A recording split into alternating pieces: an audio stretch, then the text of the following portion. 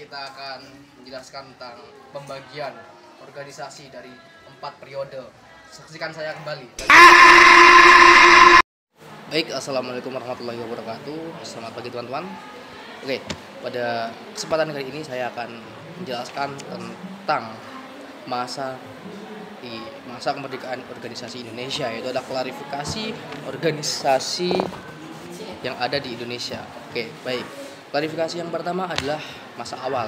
Nah, masa awal kenapa disebut masa awal? Karena masa ini menjadi sebuah kerangka dalam suatu negara untuk membentuk suatu organisasi untuk ke depan. Kenapa disebut masa awal? Karena masa organisasi ini masa yang pertama kali didirikan di Indonesia. Nah, untuk masa awal, oke lanjut. Untuk masa awal yaitu adalah masa pertama. Organisasi adalah Budi Utomo. Ya, kita ambil contoh Budi Utomo. Nah, kenapa Budi Utomo menjadi masa awal? Karena pada saat itu Indonesia masih berbentuk Hindia Belanda, teman-teman. Hindia Belanda itu suatu negara. Jadi NKRI ini belum ada. Negara Indonesia ini belum ada. Sebutannya masih Hindia Belanda.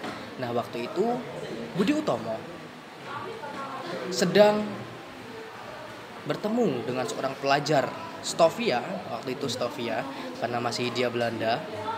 Stovia. Nah, organisasi Stovia ini, di sekolah Stovia ini Sutomo itu bertemu dengan seorang pelajar Stovia. Nah, setelah itu Sutomo melakukan perbincangan terhadap pelajar Stovia untuk membentuk suatu organisasi. Mereka sudah terpikirkan, Sutomo sudah terpikirkan, dan semua pelajar Stovia juga sudah memikirkan. Di situ mereka membahas tentang ada sesuatu di Indonesia, ada apa, kekurangannya apa, dan rakyat Indonesia itu bagaimana. Nah, Budi Utomo itu adalah organisasi yang memajukan di Indonesia di bidang pendidikan terutama, teman-teman. Karena Budi Utomo merupakan organisasi pertama yang didirikan oleh bangsa Indonesia waktu itu, Hindia Belanda masihan. Nah, pendiri dari Budi Utomo atau organisasi Budi Utomo adalah Sudirsono atau bernama lengkap Wahidin Sudarsono.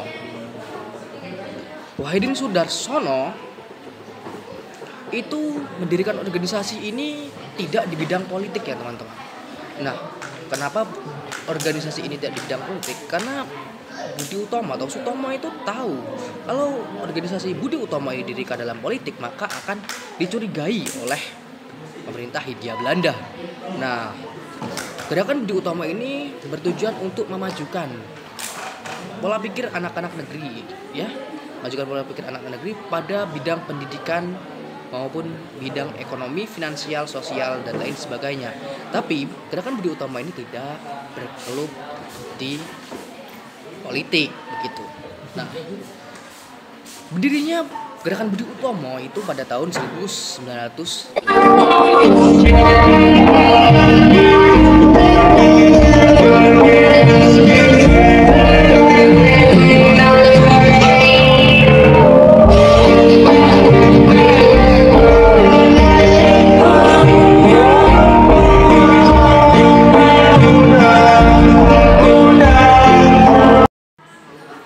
Kita lanjut ke masa pertengahan ya, teman-teman. Masa pertengahan. Nah, PNI. Kita masuk ke organisasi PNI, Partai Nasional Indonesia. Nah, kenapa disebut masa pertengahan? Pada saat itu masa itu masih di tengah-tengah. Jadi belum antara belum merdeka, Indonesia belum merdeka dan masih dijajah juga. Jadi tengah-tengah sebelum merdeka. Nah, itu ada namanya partai begitu atau organisasi PNI, Partai Nasional Indonesia.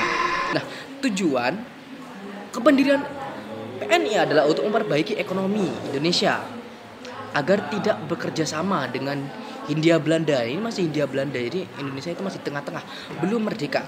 Nah, waktu itu pendiri PNI adalah Soekarno ya, atau nama lain IR Soekarno, Insinyur Soekarno. Nah, pendirian PNI yaitu adalah 1927. Nah, waktu itu PNI didirikan oleh Soekarno. PNI ini ingin menyadarkan bahwasanya rakyat Indonesia itu harus menghentikan suatu suatu bekerja sama gitu ya, menghentikan kerjasama antara Hindia Belanda. Karena Hindia Belanda itu ya sangat menguras Indonesia. Masa pertengahan ini sangat kontroversial, teman-teman. Karena masa ini masa yang sudah awal.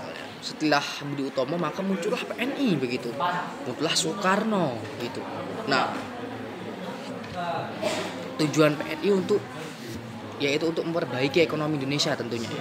Oke, kita masuk pembagian yang ketiga, yaitu adalah masa perjuangan atau masa radikal ya teman-teman. Masa radikal. Nah, masa radikal ini masa pertentangan, artinya radikal itu pertentangan. Nah, kita pilih yaitu adalah PKI. Oke, PKI. Bukan PKI tahun yaitu bukan PKI yang sudah di-edit ya, bukan ya. Ini adalah PKI yang didirikan oleh seorang yang bernama Seomoneo. Nah, mereka mendirikan PKI itu pada 1914. PKI, Partai Komunis Indonesia. Nah, waktu itu pemerintah tentunya itulah Soekarno itu sudah setujui bahwasanya PKI, karena Soekarno itu tidak bertentangan dengan Barat, tapi dia bercengkrama dengan Timur. Soekarno itu dekat dengan Timur, bangsa-bangsa Timur ya tentunya ya, seperti PKI ini komunis Indonesia, komunis, partai-partai komunis itu sudah didirikan Indonesia pada tahun 1914. Nah, tujuan partai ini adalah membangun semangat masyarakat Indonesia, terutama buruh untuk melakukan pemberontakan radikal, pemberontakan terutama kaum buruh untuk melakukan pemberontakan terhadap pemerintah Belanda.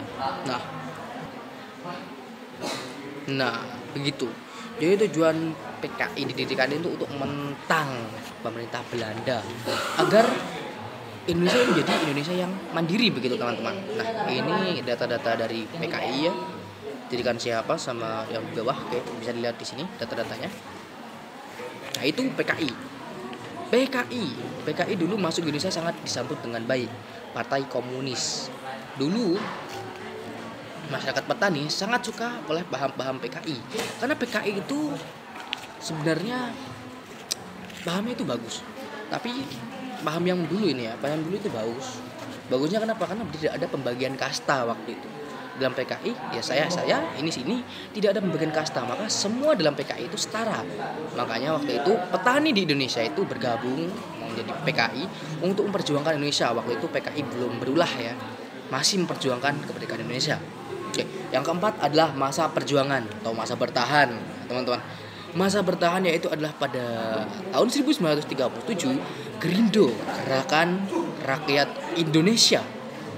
Pada 1937 Gerakan Rakyat Indonesia didirikan. Tujuan organisasi Gerindo ini adalah mencapai Indonesia merdeka, mengkokoh ekonomi,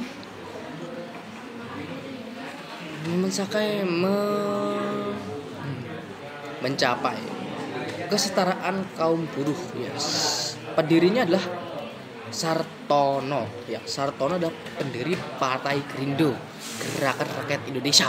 Yang artinya gerakan itu adalah bersama. Oke, ini data statik Gerindo.